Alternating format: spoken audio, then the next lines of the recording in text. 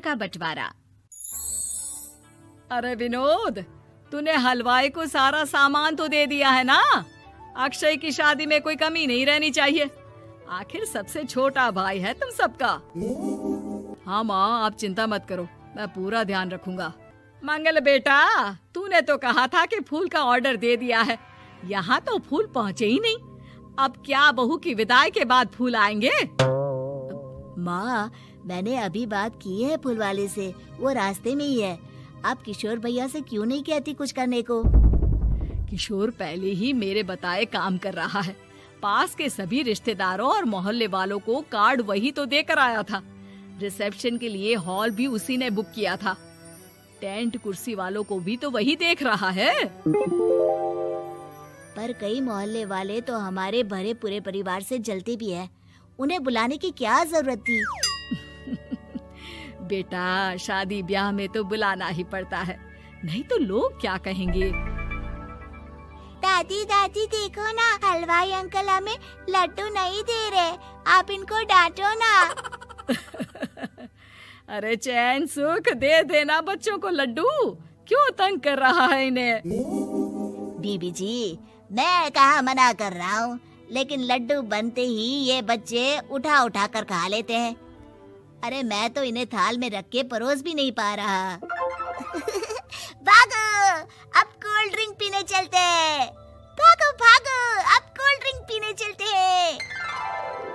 जैसे कि आप देख रहे हैं, आज इस घर के सबसे छोटे बेटे अक्षय की शादी है। घर में बहुत चहल पहल है। कुलभूषण की बीवी कमला को फुर्सत ही नहीं है कामों से, लेकिन कुलभूषण और घर के बाकी लोग कहाँ हैं? आइए देखते हैं। अजी, आप यहाँ आराम से बैठकर गाने सुन रहे हो और घर में अभी तक इतने काम बचे हैं करने को। अरे भाई, मेरे सबसे छोटे बेटे की शादी है, इसके बाद तो मैं अब चिंता मुक्त हो ही जाऊंगा। और फिर घर में तुम हो, बेटे बहुएं हैं, तुम लोगों के होते हुए मैं क्यों काम करूं? मैं तो शान से बेटे की शादी में जाऊंगा तैयार होकर। अरे ठीक है, अब आप आराम ही कीजिए। एक बार अभिषेक की बीवी आ जाए, फिर मैं भी आराम करूंगी और मेरी चारों बहुएं पूरे घर की जिम्मेदारियां संभाल लेगी। इतना कहकर कमला वापस अपने काम में लग जाती है। बेटा भी, तू अब तक तैयार नहीं हुआ? किससे बात कर रहा है फोन पर? तैयार कैसे हूँ? सैलून जाने से तो आपने मना किया है, क्योंकि मुझे हल्दी लग चुकी है। भाभीयों को देखो, सुबह से पार्लर में है। अक्षय की शादी हो जाती है और नंदिता बहू बनकर घर आ जाती है, लेकिन इस घर की खुशियों को मानो किसी की नजर लग गई थी। नंदिता के आने के बाद आए दिन घर की शांति भंग होती रहती। अपने माँ बाप की इकलौती बेटी को इतने बड़े परिवार की जिम्मेदारियां कहाँ संभालनी थी। अभी देखो ना, मेरे हाथों की मेहंदी भी अभी नहीं उतरी है और तुम्हारी मम्मी ने मुझे घर के कामों में लगा दिया।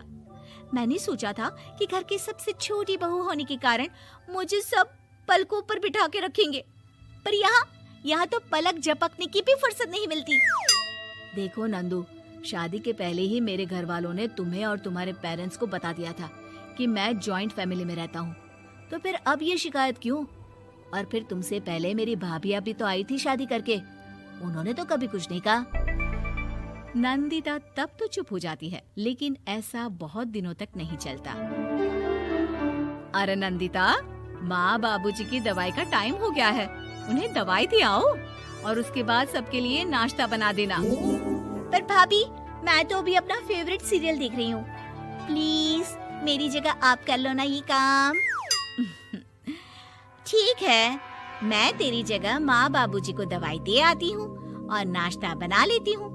तू मेरी जगह पूरे घर की डस्टिंग करके 5 बच्चों को स्कूल के लिए तैयार करके भेज देना और दोपहर का खाना बनाने के बाद कपड़े धोकर सुखा देना।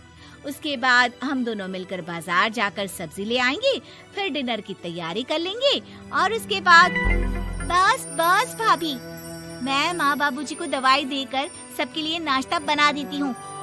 हे भगवान, ये कहाँ लाकर फंसा दिया मुझे।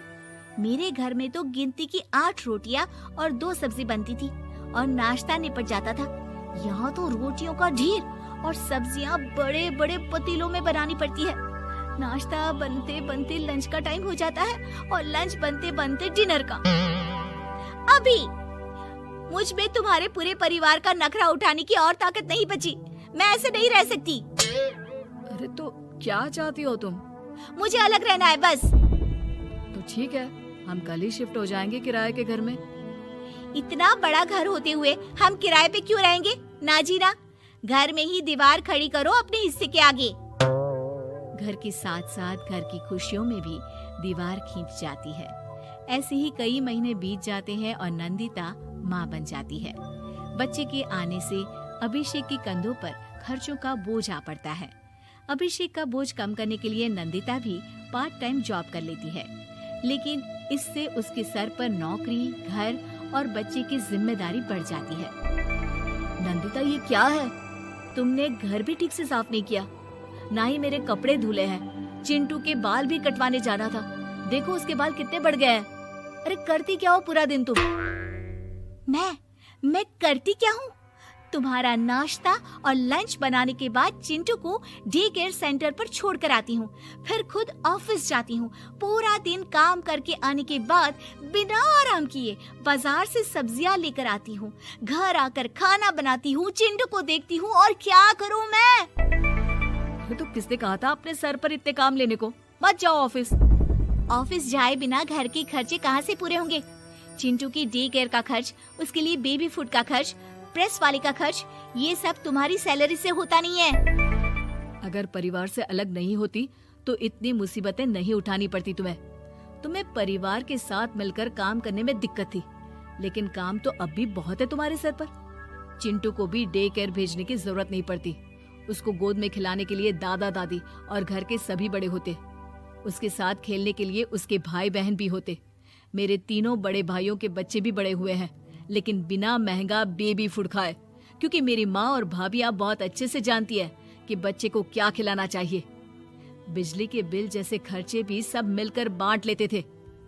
लेकिन तुम्हें तो सबसे अलग रहने में ही मजा आता है, तो अब शिकायत क्यों करती हो? बस करो अभिषेक, बस करो। मैं मानती हूँ कि मैं गलत थी। मेरे एक गलत फैसले ने हमें बिल्कुल अकेला कर दिया है सबसे। एक घर में होते हुए भी हम बाकी परिवार से अजनबियों की तरह रह रहे हैं। अभिषेक और नंदिता की सारी बातें घर के बाकी लोगों को सुनाई दे रही थी। तभी कमला बोल पड़ती है। अरे नंदिता बहू, किसने कहा कि तुम अकेले हो? तुम्हारा इतना भरा पूरा परिवार है ना तुम्हारे साथ। हम तो बस ये चाहते थे कि तुम अपनी गलती समझ जाओ।